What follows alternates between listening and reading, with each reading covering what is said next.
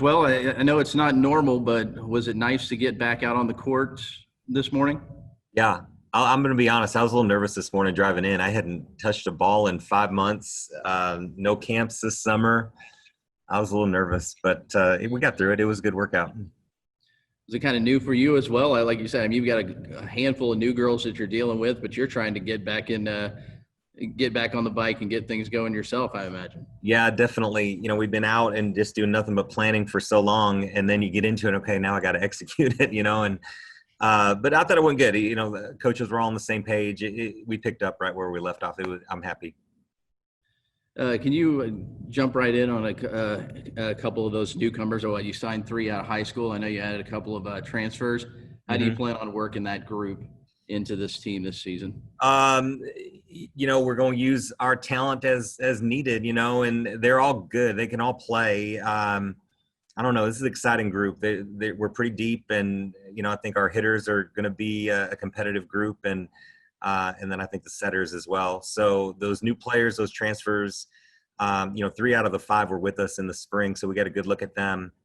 And it's good. They all came back in shape. They were jumping well today. It was exciting. You mentioned the depth part of it. I'm assuming that just adds to probably one of your deeper teams that you've had since you've gotten here, with only 4 people leaving. I know you had some good talent leave the program, obviously, but is this the deepest that you've been since you've been here? Yeah, no question about it. And we talk about depth every year, but this to me is real depth. We go pretty deep, that with players that we think could help us in a lot of different situations. So, this team is bigger, longer. We're going to be, for everything we lost with Emily last year, the production. I think we've just looked at that position and we've just gotten bigger and more athletic. So, we won't have some of the intangibles that she gave us, but as far as the athleticism and just having the arms in the gym, yeah, no question, we're there. I'll let these other guys get in, and I'll add some more at the end if I need to. Thank you, Coach. Sure. Carlos, did you have a question? I did. Coach, I guess just I know David was talking about the depth you'll have, but just in terms of the big junior class you have, I know coaches always talk about having big senior classes. You've only got 4, but it seems like all the juniors are just as experienced. I guess how big is it going to be for you just to have all these upperclassmen that kind of know how things are supposed to go, and especially with these unprecedented times? Yeah, that's been the thing that I think we've leaned on the most during this break, is just finally having a group of upperclassmen and just have a team that's more older than younger, I guess. And so, I've been really proud of the leadership they've shown and how committed and disciplined they've been to stay on top of things and just stay connected as a team. And that was pretty evident by the way they came back. You can tell they made themselves eat well and work out and stay in shape. And, I don't think we missed anything from our pre-practice testing, So, yeah, but as far as the talent itself, yeah, we've got a team that's got a lot of returners coming back, and, we're missing that one piece with Emily. But other than that, we're bringing back 6 starters. So we would expect to be in pretty good shape. I know you said you had a little bit of trepidation kind of driving up today. I guess what were some of the things you were kind of expecting? And I guess what were some things that either surprised you or made you feel a little bit better about how things kind of happened through these last 5 months with these girls? Yeah, usually on day one, everybody gets in the gym and just wants to impress everybody and just kind of show off a little bit. And we really wanted to just slow them down and just kind of take away some of those expectations about performance and just get them to understand they've been gone for so long. We got to start from scratch a little bit and just get that foundation work back and just get those reps in. And so we're going to try to turn them loose in our second workout tonight and let them, really go at it. But I think that was the biggest thing, is just trying to temper it a little bit and just say, okay, I know what you want to do, but let's get back to training first.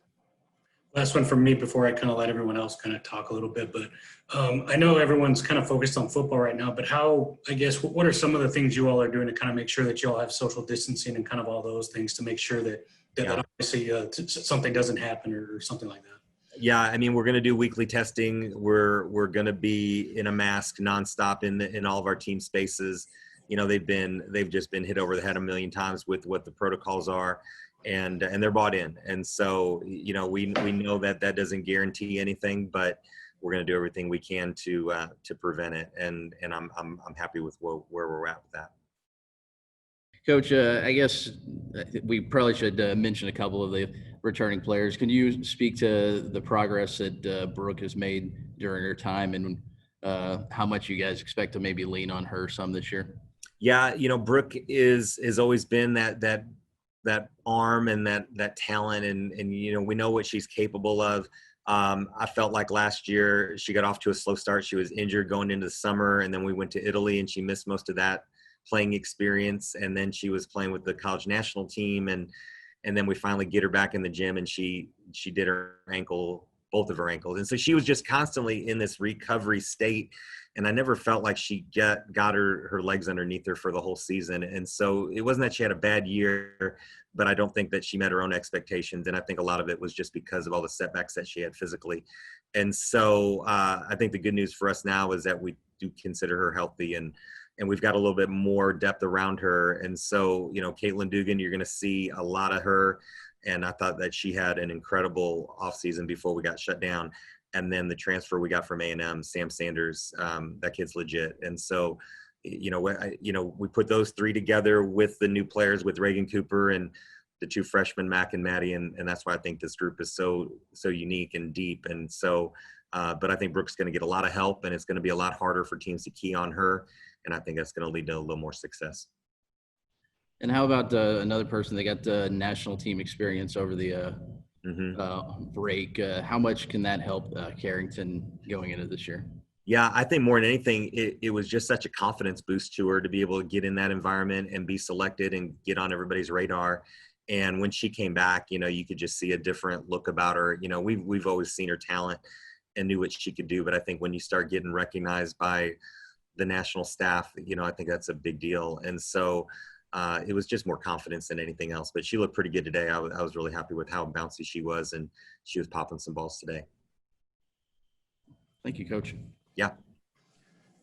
Coach, kind of going back to what you were talking about with Def and kind of all the upperclassmen as well, I guess when you were recruiting, what were you looking to kind of fill in terms of the needs that you needed? And I guess what do you feel you've accomplished into this one, where it seems like you've got depth, you've got experience, and I guess what did you add that was that extra piece, other than obviously losing that sixth rotation, Emily Hill, and what she brought? Yeah, with that position group, it was Emily, but we also had graduated Chandler Atwood, and then we had lost earlier Haley Killinger to injury. She had to retire medically. And then we had one of our freshmen, Kylie Treflick, transfer out. She was just looking for more playing time and ended up at Tulsa. And so we had 4 players in that position group that we were losing. And so we knew with the freshmen we had coming in with Mac and Maddie, and then we were able to bring in those 2 transfers with Reagan and Sam. And so, we went from a group that was, a bunch of players that are about 5'10", 5'11", average jumpers within the conference at that level. And we just got much bigger, so now we're 6'2", 6'3" across the board, and a lot longer, and we're just playing much higher above the net. And so that to me is where we see the biggest difference, is just physically within that group and what they're able to do that maybe we weren't quite able to in years past. I know you talked about it a little bit, but just going left to right with some of the hitters you have now, do you feel like you have that balance now? Because I know before it was almost like you were going to the same spot and you felt a little bit by that. Do you kind of feel a little bit more diverse now with all the hitters you have? I do. Emily was obviously the focal point, and she had a great senior year, but it was so easy to gang up on her, if you're game planning her. And so, Caitlin had a great freshman year, but, you see your biggest growth between freshman and sophomore season. And so that's why I feel so good about her. And then, and honestly, when Sam came in, that was the game changer for us. She really looked good. And so her and Caitlin were training as 6 rotation players. We were really able to use them out of the back row a lot. And so I just think the pins that we've got, we're going to be able to really throw some good outside hitters out there all the time. Thanks, Coach. Yeah.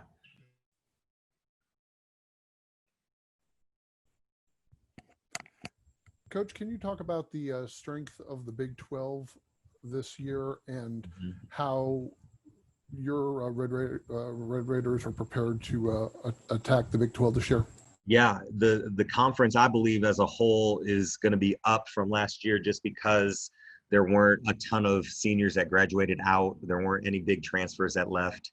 And so I think the conference in general is a little bit more experienced. They reflect our team, quite honestly, because we're we lost a good senior, but we only lost one starter. And so I think that's pretty similar to the rest of the conference. And so, you know, you got the typical names with Texas and Baylor at the top, and Baylor did turn over some players, but they're still mega talented, and Texas is the same way. And so beyond them, you know, I kind of look at everybody else beyond them is, you know, we're going to be beating each other up. It's going to be fun. And even with the new conference format this year that we're dealing with COVID, you got to catch each other at the right time, and you got to play well, because you only get one crack at a team for the whole season over the course of a weekend. And so that's going to be interesting to see how teams use their rosters and how they game plan and make adjustments from Friday's match to Saturday's match. But in general, I think the Big 12 is up. And you know, and I feel good about us because we had our best conference finish in Big 12 history last year, and with what we're returning, I don't know, I'm beyond optimistic about it. Thanks, Coach. Mm-hmm. Coach, you brought up the fact about the schedule. I guess right now, with obviously with the current state of situations, I guess how do you focus your group, or what's the goal right now for your group, not knowing what is the future right now in terms of scheduling, or kind of just what can happen? Yeah, I mean, we know that what we have planned can and probably will change at some point. I think we're just kind of, it's sad because we're still kind of holding our breath, just hoping that we can get started and then from there go week to week. But I don't know. That's, you know, we've done so much work, and there's been so many setbacks to get to this point. I think there is some relief that we're actually in the gym and working out, and we're just so appreciative of our sport and knowing how much we love it. You know, I think that's been the biggest thing. There's a lot of gratitude that's gone into this, even though so many things have been taken away.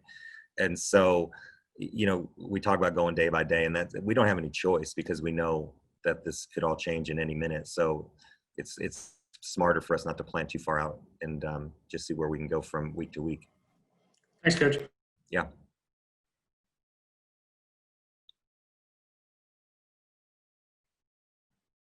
Coach, you mentioned not being able to plan further than a week or though at this point. When do you expect to have a schedule out? And do you know what that's going to look like, conference-wise, non-conference wise, along those lines?